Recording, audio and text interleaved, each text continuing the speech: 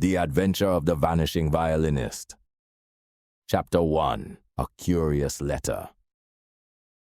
It is one of the peculiarities of life at Baker Street that monotony and excitement follow one another in such rapid succession that one has scarcely time to remark upon the one before the other intrudes upon our peace. During the early days of October, in the year of our Lord, 1893, I was afforded a reminder of this strange rhythm, for I had hardly begun to take comfort in a spell of domestic tranquility before fate once more drew Sherlock Holmes and myself into a mystery, which for ingenuity and audacity has seldom been equaled in my experience. Holmes had been languid in his chair for much of the week, smoking his long pipe with a contemplative air, his keen gray eyes half closed, as though examining some intricate problem invisible to the rest of mankind. I, for my part, had been engaged with my medical duties, but when at last I found myself with an evening unburdened by patients, I returned to our sitting room at Baker Street with that peculiar anticipation which only Holmes could inspire. I knew well enough that at any moment an unforeseen visitor might step across the threshold, carrying with him the germ of an adventure. On this particular evening, however, it was not a visitor, but a letter which served as the herald of events. Mrs. Hudson brought it in upon a small tray, remarking that it had been delivered by hand not an hour before. The envelope was of heavy cream paper, embossed with a crest I did not at once recognize.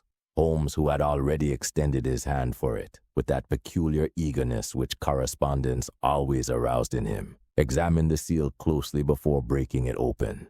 "Watson," said he, after glancing rapidly over the contents, "our evening is destined to be of interest. Allow me to read this to you." He adjusted himself in his chair, holding the letter between long, slender fingers, and read aloud in a tone of mingled amusement and curiosity. "To Mr. Sherlock Holmes of Baker Street.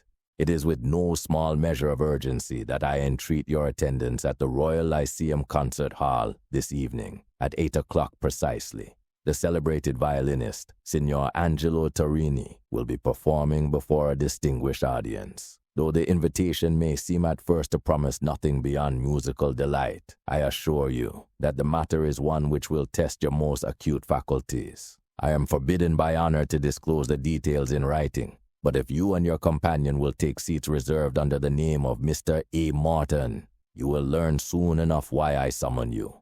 I remain, sir, your obedient servant, a well-wisher." Holmes let the paper fall upon the table and leaned back with an expression of profound satisfaction. "A mystery, Watson, and one dressed in the trappings of music. How charmingly original.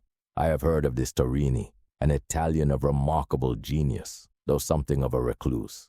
The mere suggestion that a performance of his might conceal a riddle is enough to stir my interest. I confess that I was not a little intrigued myself." "And you mean to attend?" I asked. "Most assuredly," said Holmes, springing to his feet with that sudden energy which so often succeeded his spells of languor. "The very secrecy of the communication appeals to my curiosity. We shall dine early, Watson, and then proceed to the Lyceum. I predict that our well-wisher, whoever he may be, has more in mind than a pleasant concert."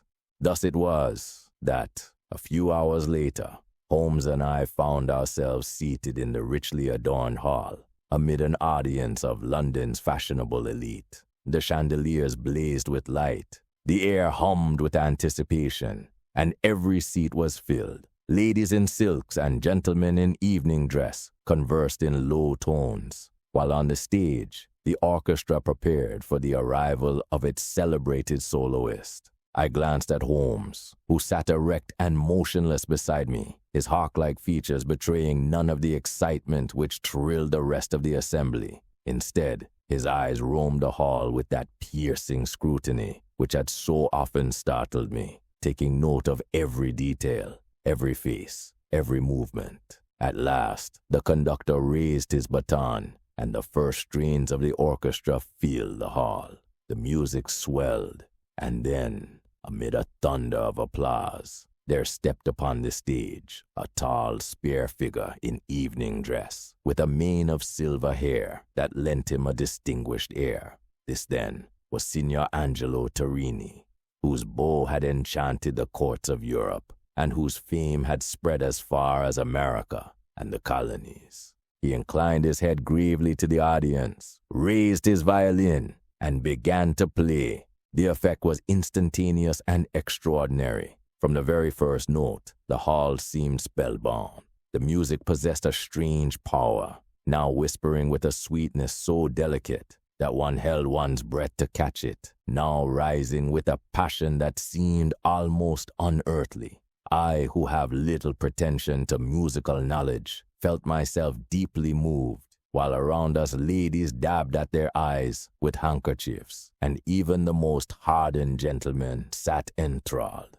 Holmes, however, was not gazing at the violinist. His keen eyes flickered from the stage to the side entrances, to the orchestra, to the gallery above. More than once I saw his brows knit in concentration, and once he made a note upon the back of our program.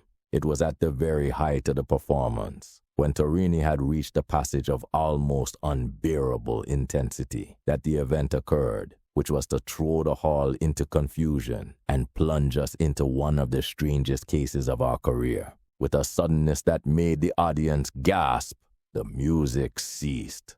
The bow dropped from Torini's hand, his violin clattered to the floor, and in the same instant, the man himself was gone.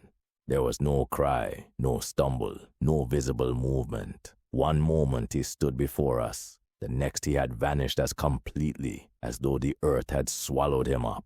A scream broke the silence, followed by a clamor of voices. The orchestra faltered into silence. Men leapt to their feet, and the hall dissolved into pandemonium. I confess that I too was struck dumb with astonishment, but Holmes had already sprung from his seat, his face alight with keen excitement. "Watson," he cried, seizing my arm. "Quickly, to the stage, the game is afoot." And with that, we pressed through the bewildered crowd, little knowing that we were at the threshold of one of the most baffling enigmas ever presented to the genius of Sherlock Holmes.